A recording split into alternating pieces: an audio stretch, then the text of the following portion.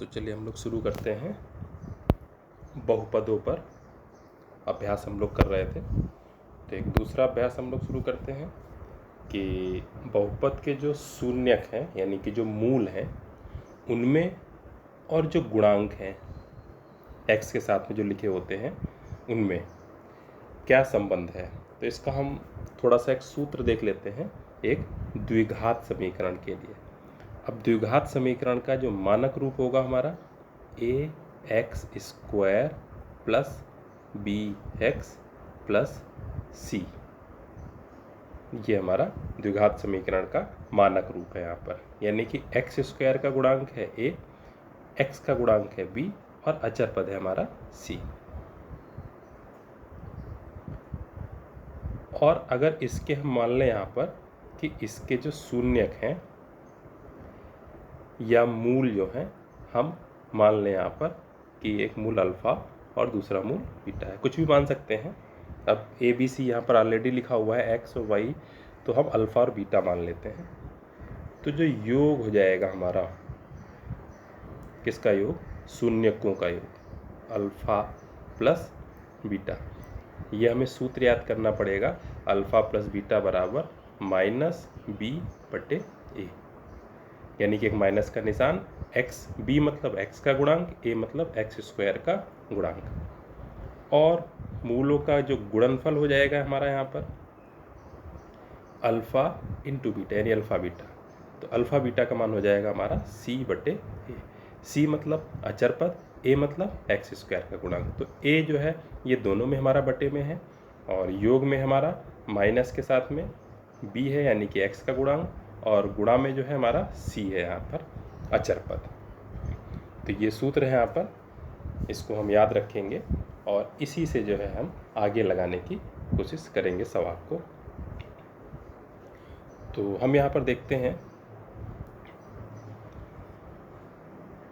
इस प्रश्नावली में, तो नई प्रश्नावली है। पहला सवाल है यहाँ पर, बहुपद 3x² प्लस 5x प्लस 2 के शून्यकों का योगफल होगा। अब ये बहुविकल्पी सवाल आया है 2024 में, तो यहाँ पर हम लोग देख लेंगे। आप लोगों को पता होगा कि 20 प्रश्न जो हैं बहुविकल्पी आते हैं और उनका जो है विकल्प जो भी सही हो उस विकल्प को हमें जो है काला करना पड़ता है, ओएमआर सीट मिलती है बोर्ड परीक्षा में, यूपी बोर्ड में। तो इसके शून्यकों का योगफल, अब एक तरीका तो ये है कि हम इसके दोनों शून्यक निकाल लें। अब देखिए उसमें समय लगेगा, वो भी हम ट्राई कर सकते हैं। पेपर जो है बहुत बड़ा नहीं आता है, तो हम उसको भी करके देख सकते हैं। तो चलिए हम समीकरण लिखते हैं,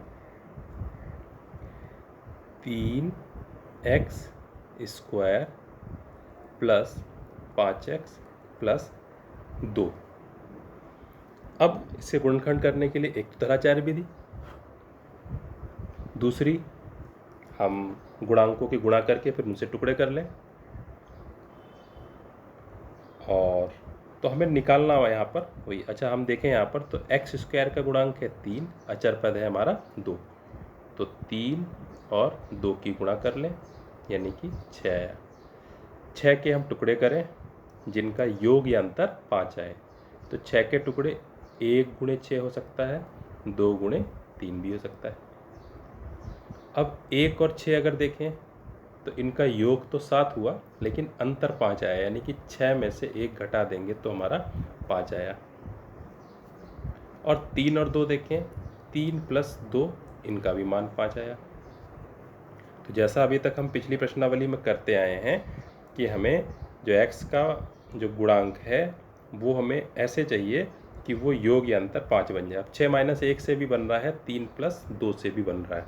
अब हम क्या रखें 5 की जगह, 6 माइनस 1 रखें कि 3 प्लस 2 रखें। अब देखिए यहाँ पर हम यहाँ पर देखें तो हमारा कभी भी समीकरण में माइनस का निशान नहीं है। 3x² ये भी प्लस का है, 5x ये भी प्लस का है, 2 ये भी प्लस का है। तो अगर हम 6 माइनस 1 लिखेंगे तो 6 माइनस 1 यहाँ पर लिखने में जब हम इसको आगे एक्सपेंड करेंगे तो 6x माइनस x आ जाएगा। तो ये जो माइनस का निशान है ये सिर्फ एक पद में आया, और हमारे यहाँ पर 4 पद बनेंगे, 4 में 1 में माइनस है, 3 में प्लस, तो ये हमारा गुणनखंड नहीं हो पाएगा। इसको हम करके भी देख सकते हैं, बनेगा ही नहीं। करके देख लेते हैं। 3x² प्लस, अगर हमने ये रखा तो अब क्या आ जाएगा, 3x² plus 6x minus x plus 2। अब ये 2 पद, आखिरी के 2 पद, तो पहले शुरू के 2 पद में 3x हम कॉमन ले लें तो x प्लस 2 बना। अब यहाँ पर हम क्या कॉमन लें, +1 लें कि -1 लें। अगर -1 कॉमन लेते हैं तो यहाँ से माइनस हट गया x, और यहाँ प्लस से माइनस जब बाहर आएगा तो माइनस निकला x माइनस 2। ये नहीं बनेगा, तो इसको ध्यान भी रखना है हमें कि चूँकि यहाँ पर सब प्लस में ही था तो हम ऐसे टुकड़े लेंगे जो प्लस में ही हो, यानी कि 3 + 2। तो इसको हम हटा देते हैं। तो हमें जो 5 है, 5 का मान हमें लेना है 3 + 2। तो पहला पद हम लिख लेंगे 3x² प्लस 5 की जगह लिख लेंगे हम 3 + 2x प्लस 2। खोल देंगे, एक्सपेंड कर देंगे, 3x² plus 3x plus 2x plus 2। शुरू के 2, बाद के 2 पद, तो 3x कॉमन ले लिया हमने तो आ जाएगा x + 1, प्लस 2 कॉमन ले लिया तो आ जाएगा हमारा x + 1। फिर 2 पदों में x + 1 फिर से कॉमन है, तो हमारा जब x + 1 निकाल लिया तो बचा 3x + 2। अब वही यहाँ पर कि यदि, इसको हम बढ़ा लेते हैं आगे,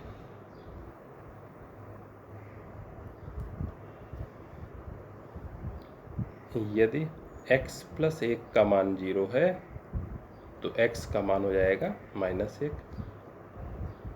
फिर यदि 3x + 2 का मान 0 है तो 3x का मान हो जाएगा -2, तो x का मान हो जाएगा हमारा -2/3। यानी कि इसके 2 शून्यक निकले, एक -1 और -2/3। अच्छा, यहाँ पर हम फिर से बता देते हैं, क्योंकि फिर से आ गया है तो चलिए शून्यक निकल आए हैं। एक कन्फ्यूजन की बात थी कि इसमें हम जब देखें, हमने 5 का मान रखा 3 + 2, तो अगर 3 बाद में रखें 2 पहले तो उससे गुणनखंड पर कोई हमारा फ़र्क नहीं पड़ेगा। जैसे 3x² प्लस 2 + 3 लिखें अगर 5 को हम, यहाँ पर ये लग सकता है इस लाइन में कि 3 3 पास पास कर दिए, 2 2 पास पास कर दिए तो इससे गुणनखंड हो गए। अगर हम उल्टा करें तो उससे फ़र्क नहीं पड़ना है।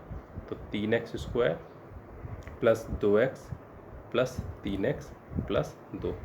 अब हम देखेंगे तो पहले दूसरे पदों में x कॉमन है केवल, तो हमारा बचेगा 3x प्लस 2, प्लस तीसरे चौथे पदों में कुछ भी कॉमन नहीं, यानी कि 1 कॉमन है, तो बचेगा 3x प्लस 2।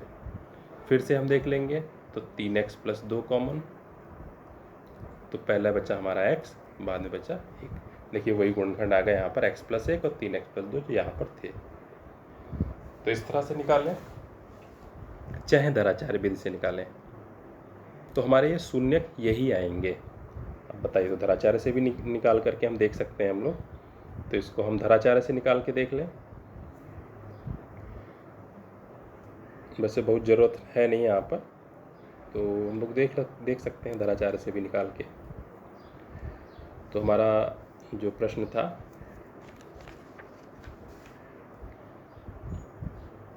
(3x² + 5x + 2), तो a का मान 3 है, b का मान 5, c का मान 2। धराचार्य का हम सूत्र लिखेंगे। सूत्र बार बार लिखने से याद हो जाता है, -p + -√b² - 4ac/2a। तो -b यानी कि -5 प्लस -√b² यानी कि 5 की घात 2 -4 गुणे a का मान 3 गुणे c का मान 2/2 × a का मान है हमारा 3। तो आ जाएगा -5 प्लस -√25 -4 × 12 × 2 = 24/6। -5 प्लस -25 से 24 गया 1 का वर्गमूल भी 1 होगा 6।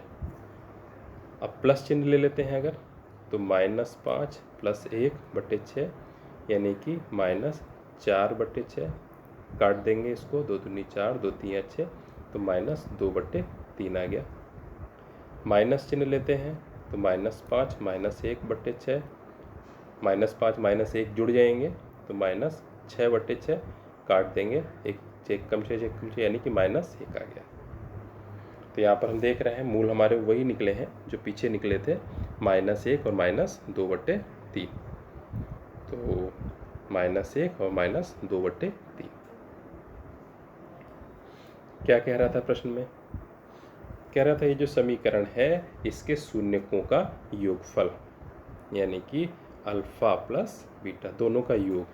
तो एक निकला था हमारा -1, एक हमारा निकला था -2/3, यानी कि दोनों का हम योग कर दें यहाँ पर, तो -1 प्लस इसमें -2/3 हम जोड़ दें तो क्या हो जाएगा? -1। अभी जब ब्रैकेट हम हटाएंगे यहाँ पर तो प्लस और माइनस की गुणा होगी, प्लस माइनस की गुणा -2/3। हल करेंगे, एक के बट्टे में कुछ नहीं, एक मान लेंगे, तो इसको 3 से गुणा कर देंगे तो हो जाएगा -3/3 -2/3 बराबर आ जाएगा 3 हर है तो -3 -2 यानी कि -5/3। तो मूलों का योग -5/3 आ गया। तो इसका मतलब इसका विकल्प भी सही है। ये तो हमने लगा के देखा, लेकिन ऐसे जब हमने लगाया तो इसमें देखा कि हमारा बहुत सारा समय चला गया है, लगभग समझाने में करीब 11 मिनट 12 मिनट हो गए हैं, और अगर अपने मन से हल करते तब भी हमारे 2-3-4 मिनट लग ही जाते। तो इसका सीधे सीधे सूत्र क्या है, जैसा अभी बताया था कि अल्फ़ा प्लस बीटा बराबर -b/a। और हम इसमें देख लेंगे, हमने यहाँ पर तुलना करी थी,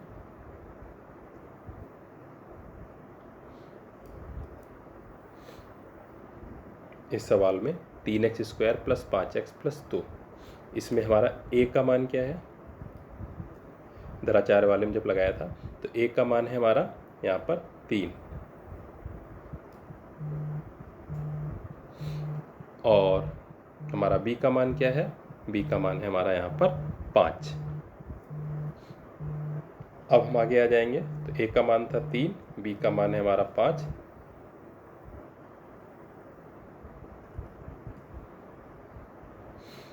तो a का मान 3, b का मान 5, तो माइनस जो हमारा यहाँ पर सूत्र था अल्फ़ा प्लस बीटा बराबर -b/a, तो b का मान था हमारा 5, तो माइनस का निशान 5, a का मान था हमारा 3, तो अल्फ़ा प्लस बीटा बराबर -5/3। अब ये हमारा तुरंत निकला है, इंस्टेंट, ऑप्शन बी। तो हमें क्या करना है, उस तरह से हल करना ठीक है, हम इसको रिवाइज कर सकते हैं। जब हमारा पूरा पेपर हल हो जाएगा तो पेपर हल होने के बाद में हम इसको रीचेक कर सकते हैं, दोबारा चेक कर सकते हैं। जब खाली बैठे हुए हैं तो हम चेक कर सकते हैं, अच्छा चलिए इसके समीकरण हमने, इसके मूलों का योग हमने इस तरह से तो निकाला, अब धराचार या गुणनखंड करके निकालें तो क्या ये सही है, गलती तो नहीं है कहीं। तो इस तरह से हमारा चेक करने के ये काम आ सकता है। फिलहाल हम इसी सूत्र का उपयोग करेंगे, बहुविकल्पीय प्रश्न है, अल्फ़ा प्लस बीटा बराबर -5/3। अगला प्रश्न हम देखते हैं, दूसरा।